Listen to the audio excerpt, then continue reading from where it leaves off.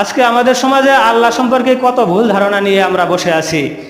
অনেক ভাই মনে করে যে আল্লাহ সর্বত্র বিরাজমান, এই আকিদা শিরকি আকিদা। আল্লাহ সর্বত্র বিরাজমান মনে করলে এই ব্যক্তি কাফের হয়ে যাবে, ব্যক্তিকে জাহান্নাম থেকে বাঁচানোর কোনো সুযোগ থাকবে না। আল্লাহ নিরাকার নন, বরং আল্লাহর আকার আছে। কিন্তু ইসলাম কি শ্রেষ্ঠ ধর্ম?